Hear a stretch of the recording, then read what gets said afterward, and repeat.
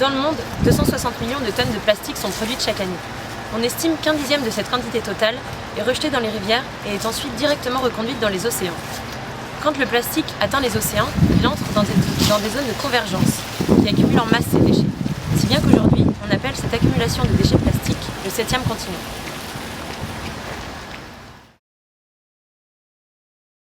Quels sont les moyens en fait, techniques sur le terrain? Comment est-ce qu'on parvient justement à mesurer quel est le niveau de pollution, à évaluer quel est le degré de pollution dans les eaux? Donc c'est par le biais des barrages, c'est bien ça?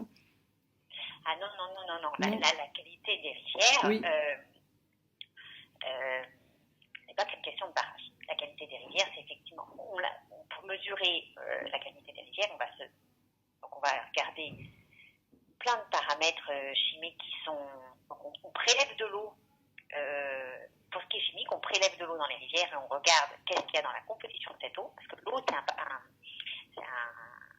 un milieu qui est un peu particulier. C'est pas juste une molécule chimique H2O, mais elle dissout plein de choses. Et donc, du coup, dans l'eau des rivières, à chaque fois qu'on prélève de l'eau, on ne prélève pas que de l'eau, on prélève plein d'autres choses aussi. Et ces choses, elles sont plus ou moins désirables.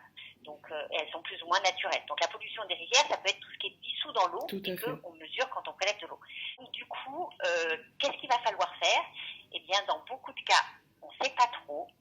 Et une autre chose qui complique le diagnostic, c'est que les rivières, elles ne se comportent pas, les unes par rapport aux autres, exactement pareil. La pollution des rivières par le plastique est aujourd'hui responsable de plus de 80% de la pollution des océans. Cette contamination est grave, car elle est de plus en plus difficilement identifiable à cause de la détérioration du plastique dans l'eau. Comme l'indiquait Madame Goulot, c'est la sensibilisation de la population à ce problème capital qui semble aujourd'hui être le début d'une solution. Mais les citoyens en savent-ils assez à ce sujet?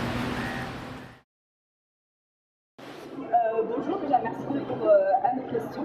Alors, est-ce que vous connaissez le 7e continent? De l'eau, ça me dit quelque chose. Vous savez ce que c'est?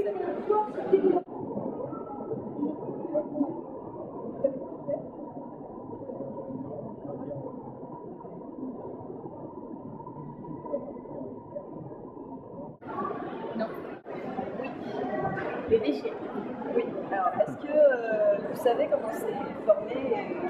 Alors, c'est des flux, en fait, là, c'est des flux par an, ça les dépose, en fait, au même endroit.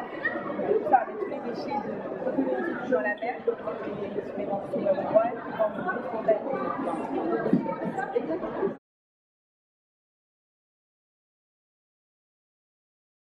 D'où vient les 80% de ce plastique? J'imagine que oui, globalement.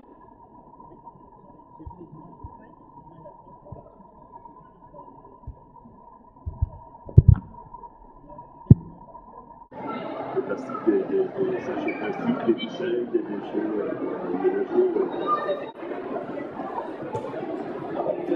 Des déchets, je suppose. Donc là, on est dans un centre commercial, ça s'appelle le temple de la consommation. Est-ce que vous vous sentez responsable de ce phénomène et vous refusez peut-être un peu de sacs plastiques ou pas du tout? La fois, là, on est parti faire des courses, on a pris un cahier justement pour ne pas acheter de sacs en plus, parce que cette partie, par là, c'est un peu trop. Il soit à la poubelle, et dans la rue, le sac plastique, non. Systématiquement, non. C'est possible. Vous vous sentez concerné par ce problème? Oui.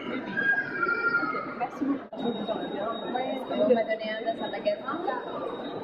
Honnêtement, je ne me sens pas forcément responsable. C'est vrai qu'à la maison, on fait le tri. Ouais.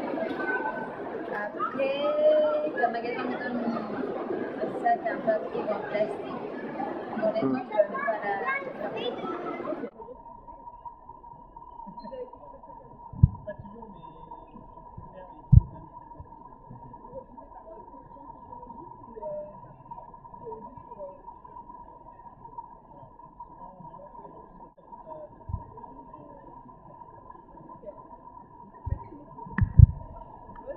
C'est bien, on ne comprend pas. Mais oui, maintenant que vous le dites, je me sens responsable. Ok, c'est tout. Merci beaucoup. Des solutions au problème de la pollution des rivières et à sa conséquence principale qui est la formation d'un 7e continent sont proposées régulièrement. Par exemple, le néerlandais Boyan Slat a conçu une barrière flottante de 2 km de long qui piège naturellement les déchets grâce au courant marin. Son projet n'a malheureusement pas encore abouti. En effet, les solutions proposées s'avèrent coûteuses et difficiles à mettre en place à l'échelle mondiale.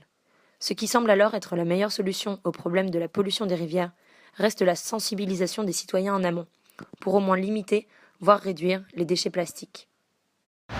Après nos recherches et les réponses des experts, nous comprenons que le problème est global et qu'il est nécessaire de le régler à plusieurs niveaux. Tout d'abord, la prévention et la sensibilisation sont importantes. Certains citoyens y sont sensibles, d'autres non, comme nous avons pu le voir dans les micro-trottoirs. Ensuite, de nombreux experts travaillent sur le sujet et les innovations technologiques permettent d'espérer une évolution.